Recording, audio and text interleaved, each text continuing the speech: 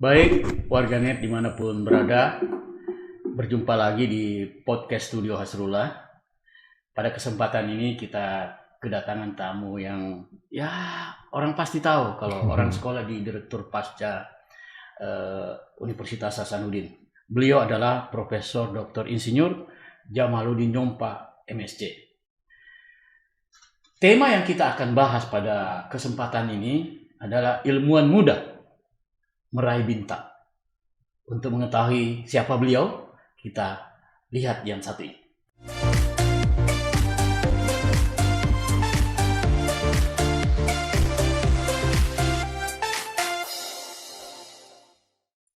Warga netizen dimanapun berada, baik kita mulai Prof. JJ ya. Siap. Yang hadir ini adalah mahasiswa teladan. Aha. Ya. Saya ingin merewen kembali sosok tokoh mahasiswa di tahun 89. Beliau adalah mahasiswa teladan dari Fakultas Peternakan tahun 89. Ranking 1 ya, juara 1 ya. Di fakultas. Di fakultas. Ya. Jadi warga netizen, dia sudah punya jejak yang luar biasa. Walaupun di tingkat fakultas, tapi sudah punya prestasi akademik yang luar biasa. Di universitas level 2. Kemudian di tahun yang sama biasanya dia ikut di tingkat universitas. Ya. Beda 1 digit aja. Nomor 2, tapi nggak apa-apa. Tapi ini adalah cikal bakal seorang tokoh yang sementara ini menjabat sebagai Direktur Pasca Sarjana Universitas Hasanuddin. Tapi sebelum itu kita lihat dulu bagaimana jenjang pendidikan beliau. Jadi PhD didapat dari James Cook University tahun 2003. Kemudian MSc dari Mike Martyr Canada tahun 1996. Kemudian S1 di Unhas juga di tahun 1987. Tapi 89. bukan itu. 89 ya. Sorry. 89. Kemudian ini spektakuler, dia punya jenjang keilmuan ya. Kalau sekolah di James Cook itu adalah sekolah terbaik tentang kelautan. Jadi memang sudah luar biasa dia punya jenjang akademik. Di umur 45 tahun dia menjadi ketua akademik ilmuwan muda Indonesia. Dan dia ketua. Jadi di situ berkecimpung para dokter-dokter muda ya. Ya. Bagaimana kabar Prof. JJ? Alhamdulillah. Sehat walafiat, tetap semangat. Ya. Jadi ya kita bicara ini tentang ilmuwan muda. Kita mau tentukan topik seperti ini dan meraih bintang. Bisa nggak dijelaskan tentang jenjang karir mulai dari sekolah kemudian menduduki beberapa 8 organisasi gitu. Gimana sih bisa membagi antara jabatan yang dimiliki di kampus dan bisa membagi dengan organisasi lain? Ya, silakan. Saya mau flashback sedikit dulu ya. Ketika diminta untuk bicara di podcast yang luar biasa ini, saya itu menerawang juga ini meraih bintang seperti apa sih topiknya nanti ya. Saya kira saya mau mengatakan bahwa setiap anak kita itu pasti punya cita-cita. Ya, cita-citanya itu setinggi bintang di langit. Nah, bintang di langit itu kan kita harus raih. Dan di sini saya kira dibutuhkan suatu perencanaan. Nah, kita tidak mungkin bisa menerawang dan memastikan masa depan. Tapi anak-anak muda ini harus bisa menggantungkan cita-citanya setinggi bintang di langit. Itu yang pertama. Yang kedua, bagaimana berusaha keras untuk meraih bintang itu. Walaupun bintang itu abstrak, tapi saya kira itu adalah sesuatu yang pasti bisa kita bayangkan, bisa kita prediksi bahwa kelak saya akan menjadi apa. Nah, malam ini kita bicara tentang kalau ingin menjadi ilmuwan, jangan menjadi ilmuwan yang biasa-biasa saja. Menjadi ilmuwan yang bisa meraih bintang. Kalau perlu cita-citanya ingin meraih hadiah Nobel. Indonesia belum pernah punya loh Nobel Prize ya. Sehingga saya kira dari data tadi itu kenapa disebut ilmuwan muda, saya merasa bahwa ilmuwan muda ini adalah masa di mana peluang itu besar, tapi juga tantangannya besar. Nah, ayo nanti kita diskusikan kira-kira hambatannya apa saja dan kira-kira bagaimana sih kita bertekad berjuang untuk meraih bintang, menggapai cita-cita itu, sehingga para netizen atau warganet yang menonton ini mudah-mudahan bisa mendapatkan manfaat dari sejarah ataukah mungkin komentar atau narasi akan saya coba urai dengan podcast Hasrullah. Ya. Baik, Prof JJ, ada prinsip hidup yang saya lihat dari jejak rekam, bagaimana perubahan yang bisa dilakukan dimanapun Bapak bekerja. Itu selalu ada menginginkan sebuah inovasi, ada perubahan yang signifikan. Kira-kira apa maksud teks itu? Oke, jadi kadang-kadang saya itu merasa terlalu banyak urusan, ya. Tapi karena mungkin cita-cita dari dalam lubuk hati saya ingin selalu memberi yang terbaik, ingin selalu berkontribusi untuk perubahan yang lebih baik. Sehingga jangan heran kalau saat ini saya memimpin minimal ada 8 ya organisasi dan itu saya kira bagian dari komitmen saya untuk bisa berkontribusi yang terbaik buat lembaga itu, organisasi itu tentunya bersama dengan keluarga besar lembaga itu. Nah, saya kira cita-cita itulah yang membuat saya merasa terkuatkan untuk memperbaiki kapasitas diri. Jangan lupa ya, meraih bintang itu butuh semangat, butuh kekuatan, butuh skill, butuh proses latihan. Ingat, seluruh yang punya prestasi di dunia ini tidak ada yang tanpa latihan ya. Mau sepak bola, mau apa saja itu pasti proses latihan. Nah, kita pun para ilmuwan ini juga harus melalui suatu proses latihan yang cukup strategik, termasuk misalnya harus banyak membaca buku tentu ya, membaca buku, banyak menganalisa situasi, kalau perlu juga banyak menganalisa data, sehingga itu yang kemudian para ilmuwan saat ini dituntut untuk banyak publikasi, itu bagian dari penelitian. Saya kira itu secara umum, Pak Hasrullah. Kalau kita lihat warganet ya, sosok beliau ini kan di samping seorang ilmuwan muda, juga memimpin beberapa organisasi. Kita perlu kiat ya. Ini kan soft skill yang dimiliki, itu kan tidak semua orang miliki gitu. Mulai dari direktur pasca, kemudian menjadi ikatan sarjana kelautan perikanan di Sulawesi Selatan, menjadi ketua alumni Australia yang hampir 500-an yang ada di Sulawesi Selatan.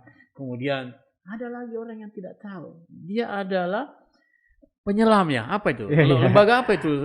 Jadi ada yang namanya Association of Dive School International. Yang headquarternya di Jepang, tapi Indonesia itu punya chapter sendiri di Indonesia.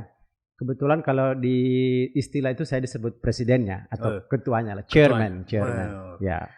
Jadi karena memang saya adalah ilmuwan kelautan, tadi tentu harus bisa menyelam, tapi kemudian karena ada organisasi khusus untuk sertifikasi selam, kemudian saya ditakdirkan untuk menjadi ketuanya, dan itu juga sementara ini masih jalan, dan saya kira ini juga bagian dari upaya saya untuk berkontribusi ya pada bukan hanya pada organisasi itu tapi juga masyarakat Indonesia. Saya mengajak banyak orang untuk pergi menyelam, Pak Hasrullah ya.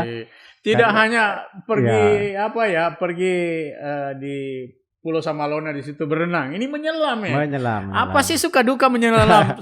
Sudah sampai ke kedalaman berapa kemampuan Prof JJ ini? Siapa tahu diberi amanah bisa menyelam sedalam mungkin gitu. Ya. Jadi pertama begini. Saya pernah itu bukan tersinggung tapi terkesima juga dan sekaligus berpikir-pikir ada apa sih dengan bangsa saya ini? Bangsa Indonesia itu kan terkenal sebagai bangsa maritim ya. Maritim ya. Lalu kemudian pada suatu ketika saya ditakdirkan untuk memberikan istilahnya itu special speech live ke Washington di Kedutaan Besar Amerika. Sebenarnya waktu itu bukan panggung saya, itu harusnya Prof. Emil Salim ya. Tapi karena beliau berhalangan tiba-tiba aja, Prof. JJ yang maju. 2 hari sih dikasih waktu ya. Tapi di situ karena saya tidak banyak persiapan, saya akhirnya bikin survei kecil-kecilan. Di situ ada sekitar 30-an petinggi Amerika di Kedutaan Besar Amerika dan juga ada sekitar 40-an karena waktu itu diundang para menteri, para rektor. Saya survei kecil-kecilan.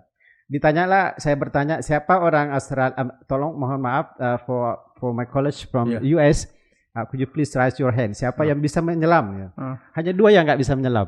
Ya, lalu kemudian saya bilang sama teman-teman, Bapak Ibu yang terhormat, mohon maaf ini pematerinya agak kurang ajar sedikit ya. Saya mau tanya, ada yang nggak bisa menyelam? Hanya 6 orang yang angkat tangan. 6 orang dari sekitar 40-an. Itu artinya apa? Dibandingkan dengan negara seperti Amerika, kita tuh penyelamnya terlalu sedikit. Itu yang membuat saya, ayo Indonesia harus menyelam. Nah itu bagian dari keinginan saya sebagai ilmuwan untuk berkontribusi pada kebaikan dan juga untuk meningkatkan kemampuan kita mengeksplorasi laut Indonesia. Ya.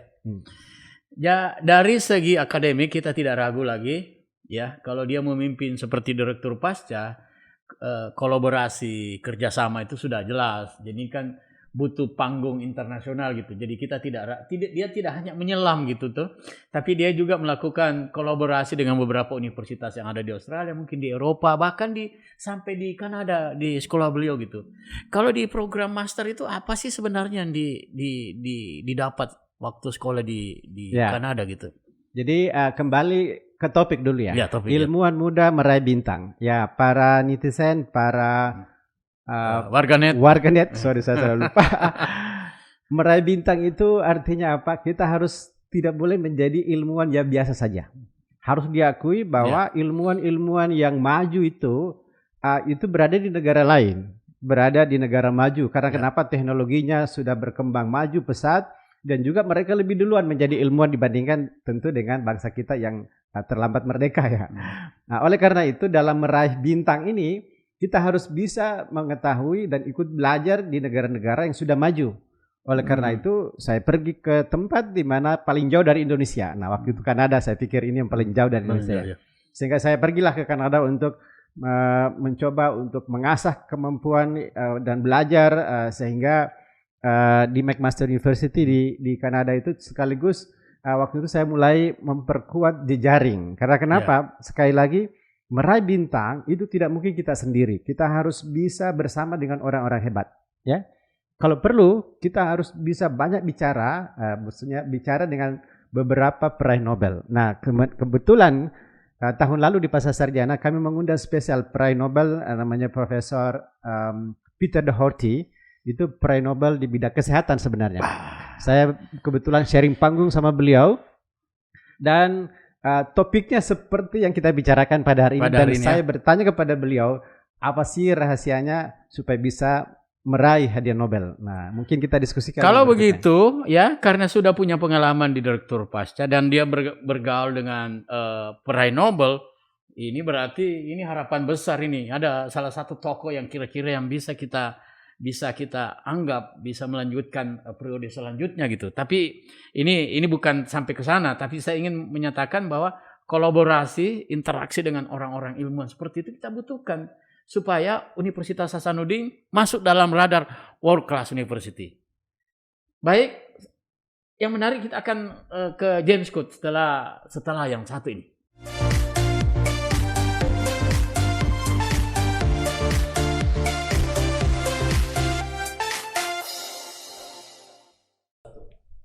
Warganet dimanapun berada, kita lanjutkan pembicaraan kita dengan Prof. JJ sebagai alumni James Cook University.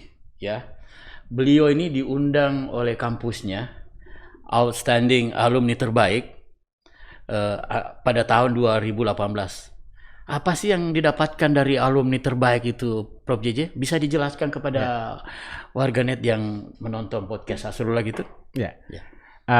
Pertama alhamdulillah ya bisa mendapatkan suatu award yang sebenarnya tidak pernah saya mimpikan ya, tidak pernah saya bayangkan bahwa suatu saat setelah selesai tahun 2003 dari James Cook, sebenarnya 2002 selesai, cuma seremoninya 2003. Kemudian setelah beberapa tahun, tentu sudah sekitar 15 tahun kemudian ya, James Cook itu selalu membuat suatu proses seleksi alumni-alumninya di seluruh dunia yang berprestasi ya. Dan dari negara mana aja itu, Prof. JJ? Jadi jadi di James Cook itu kan sama dengan universitas besar di yang lain itu. Mulai dari Amerika, Eropa, Asia itu semua ada di sana ya. Dan saya itu tidak pernah membayangkan bahwa tahun 2018 itu terpilih menjadi alumni terbaik untuk College Science and Engineering ya, walaupun saya Marine Biology. Nah, itu adalah suatu hal yang sebenarnya sudah sangat luar biasa buat saya. Tapi kemudian dari 6 yang terbaik masing-masing college itu ada yang disebut dengan Counselor Award. Counselor Award itu hanya diberikan kepada best of the best ya. Jadi yang terbaik dari masing-masing college. Yang terbaik dan yang terbaik. Ya, berarti memang orang baik gitu ya. Alhamdulillah. Sebenarnya bukan itu yang saya ingin tonjolkan ya.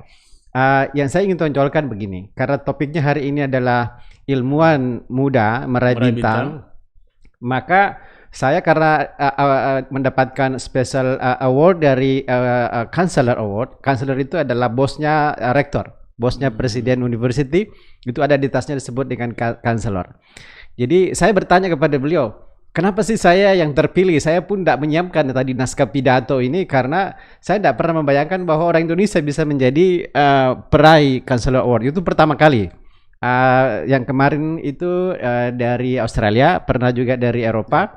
Jadi ini pertama kali sebenarnya dari Asia. Ya, saya orang Asia pertama mendapatkan Counselor Award.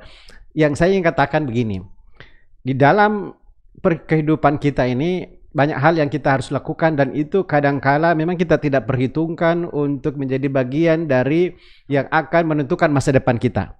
Tapi ternyata counselor itu mengatakan kepada saya begini, karena waktu itu disebut saya Prof. Jompa, you are special because it's not only you are the best scientist in your field, ya, but you have done so many other things outside your field. Itu yang membuat saya terkesan.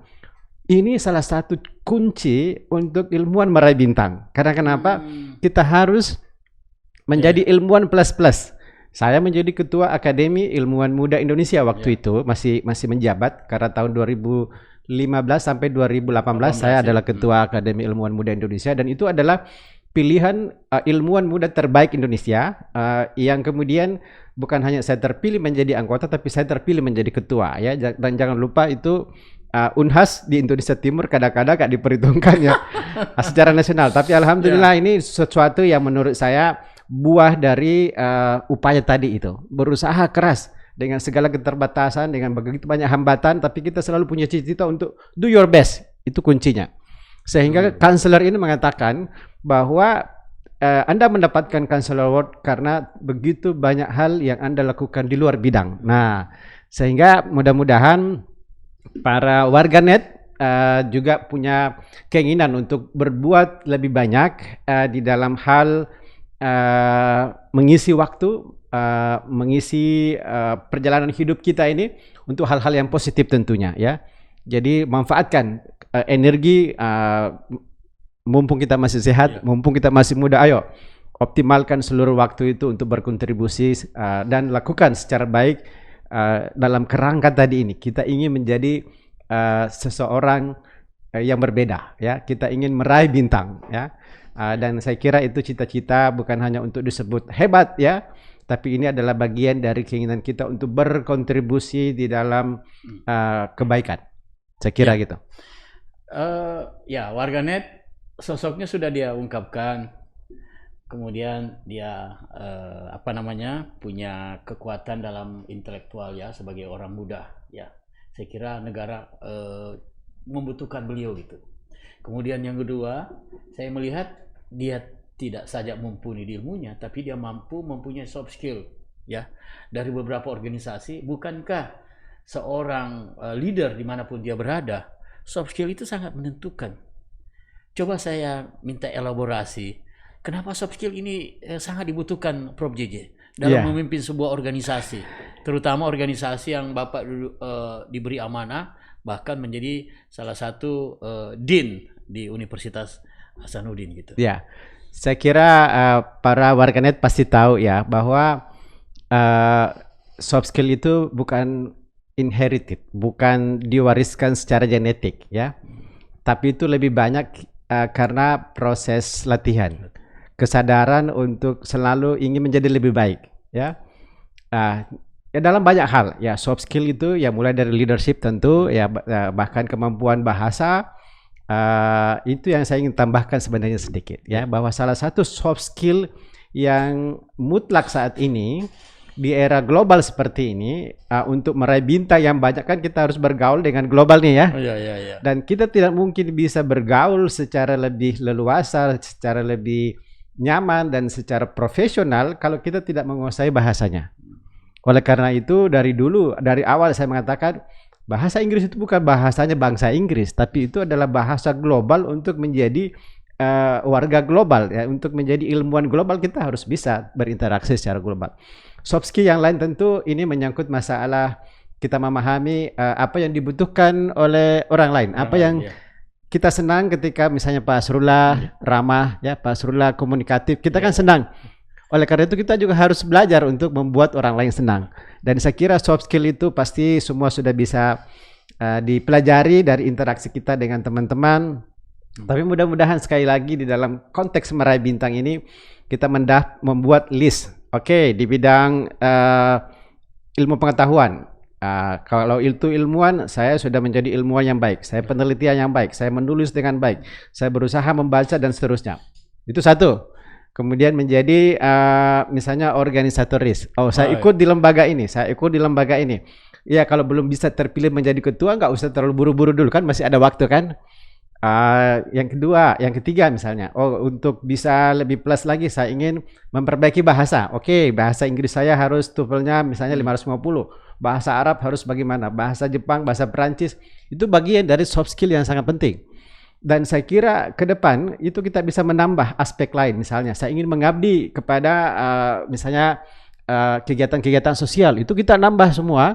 Bukan hanya untuk memperkaya CV kita, tapi itu dalam kerangka mematangkan jiwa kita, mematangkan diri kita untuk kelak bisa merasakan, oh ini penting loh, oh ini harus kita lakukan ini. Karena kalau kita enggak berinteraksi kepada di masyarakat, maka sensitivitas sosial kita itu bisa kelihatan.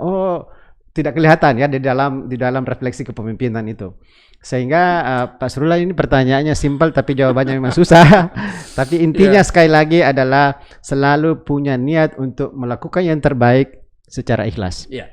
Tadi ada kata mematangkan ya, kepribadian, leadership, itu berarti ada keseimbangan ya, Prof JJ ya.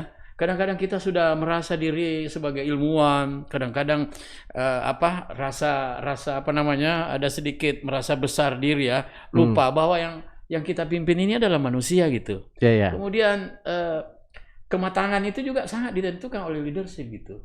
Pada saat mau mengambil keputusan, kemudian menghargai orang, berinteraksi. Tadi dikatakan bahwa soft skill itu bagaimana menyenangkan orang, ya. Ini kadang-kadang kita tidak menyenangkan orang. Kalau sudah pimpinan, kadang-kadang ya udahlah. Tapi ada satu yang luar biasa, walaupun dia aktif di mana-mana, menjadi kahmi ya, ketua kahmi untuk wilayah Unhas ya. Wah, ini ilmuwan Islam lagi nih kalau begini nih, bukan apa namanya, bukan kaleng-kaleng kalau begitu. Memang organisasinya cukup mumpuni gitu. Gimana itu mau nyemplung lagi jadi kami, padahal kan saya sudah selesai gitu. Jadi Pak Asrullah, saya kira saya terus terang saja tidak pernah saya cita-citakan untuk memimpin banyak organisasi. Itu di luar cita-cita saya sebenarnya, tapi saya tidak terlalu merasa terganggu kalau kemudian ada panggilan, saya sebutnya sebagai panggilan untuk berkontribusi, dan kontribusi tertinggi pada suatu organisasi itu kan dalam pimpinannya.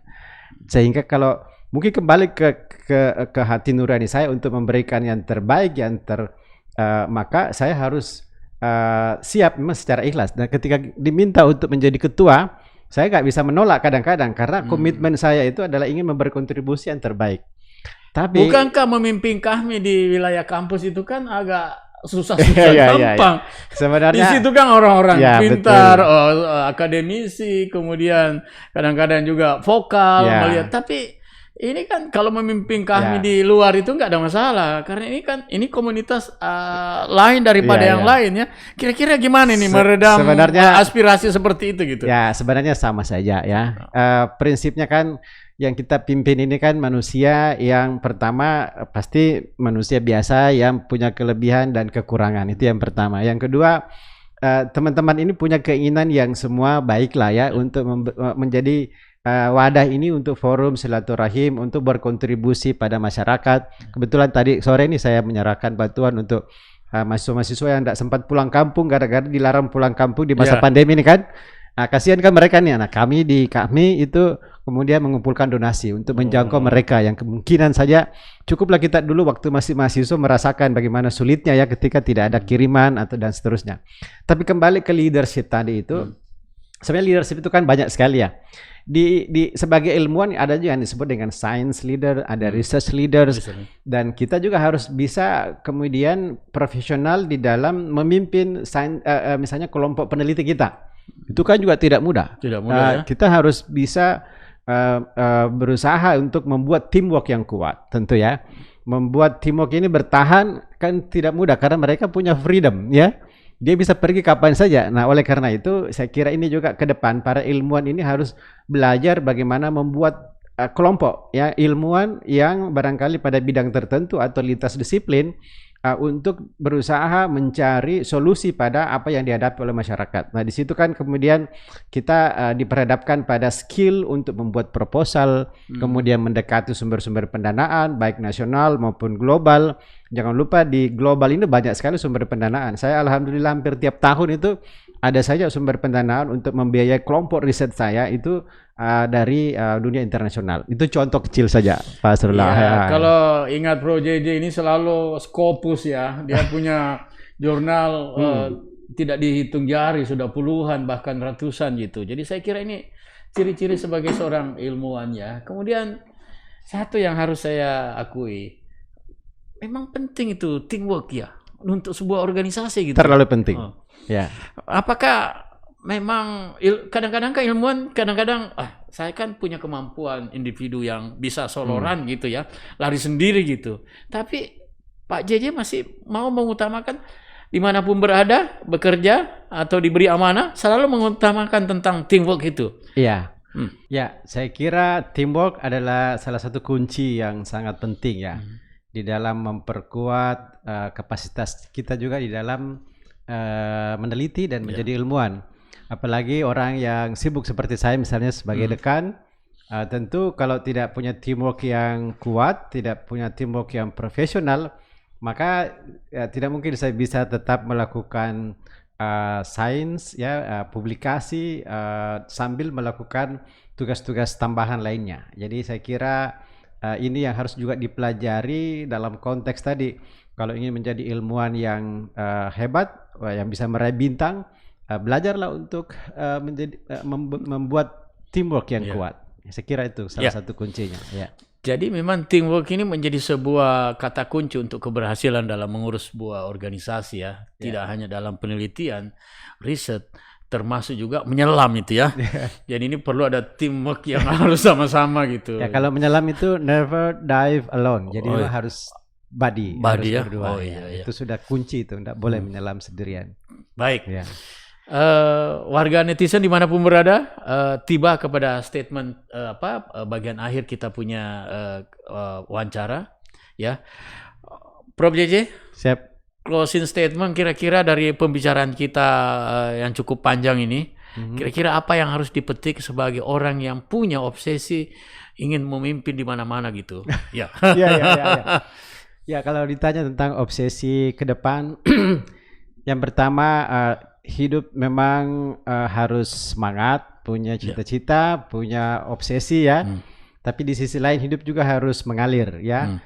Tidak boleh ketika tertumbuk di satu tempat kemudian seolah-olah berakhirlah kehidupan itu. Jadi semangat ini harus memiliki dalam bahasa aslinya endurance ya, daya tahan. Daya tahan. Semangat ini harus kita pertahankan terus, positif bahwa kita harus bisa meraih cita-cita yang lebih tinggi lagi. Tentu dalam kaitannya dengan ilmuwan, saya bersyukur saat ini sudah juga menjadi bagian dari Akademi Ilmu Pengetahuan Indonesia.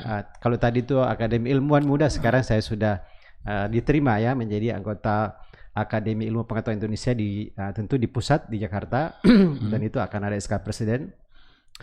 Dan itu adalah salah satu yang akan membuat saya ke depan akan terus menjadi ilmuwan ya.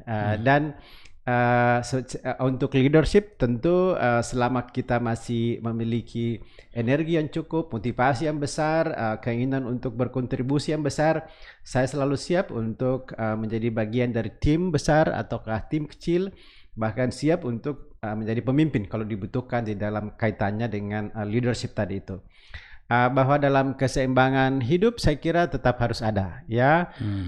Kita tetap tentu jangan sampai hanya dunia saja, harus seimbang juga antara dunia dan akhirat, ya. Innamal lidunyaka kana kata itu abada wa amal akhiratika kana kata mutu gada. Jadi semangat harus hidup untuk urusan dunia seolah-olah kita akan hidup selama-lamanya. Tapi urusan akhirat kita seolah-olah akan mati esok. Sehingga sebagai ilmuwan jangan lupa bahwa kita juga makhluk Tuhan, makhluk yang harus memastikan bahwa kita punya iman yang kuat untuk mempersiapkan diri untuk di akhirat kelak. Ya, berarti dari kunci yang kita lihat ini siap menerima takdir ya. Kadang-kadang takdir itu berhasil, ya. Kadang juga takdir juga ya kadang-kadang tertunda. Gimana ini, Prof. JJ? Betul. Jadi dalam kehidupan kita hanya bisa merencanakan, kita hanya bisa berusaha, tapi tentu Tuhan yang Maha Kuasa yang pada akhirnya menentukan. Dan kembali ke kita harus lebih dewasa, lebih matang, lebih bijak untuk menerima semua ini dengan positive thinking, bahwa kalau bukan di sini mungkin di tempat lain lebih baik. Dan saya yakin dan percaya tidak ada orang yang mampu berlari cepat itu tanpa belajar dari jatuh kemudian bangkit kembali, jatuh bangkit kembali. Dan saya kira inilah perjalanan ilmuwan juga yang dibutuhkan, bahwa ilmuwan untuk meraih bintang pun pasti akan tertumbuh ke sana kemari. Buat proposal ke sini masih ditolak, buat ke sana masih ditolak. Semangat itu juga harus tetap dibangun, bahwa di dalam mengembangkan kapasitas diri maka kita harus siap untuk beberapa kali mungkin gagal, tapi bukan berarti akhir, tapi awal dari keberhasilan berikutnya. Iya. Jadi kata kuncinya kegagalan itu merupakan sebuah pelajaran terbaik. Kalau kita gagal menerima, dan kalau kita berhasil itu adalah takdir yang Maha Kuasa. Saya kira pembicaraan kita sampai di sini saja. Sampai jumpa di topik yang lain.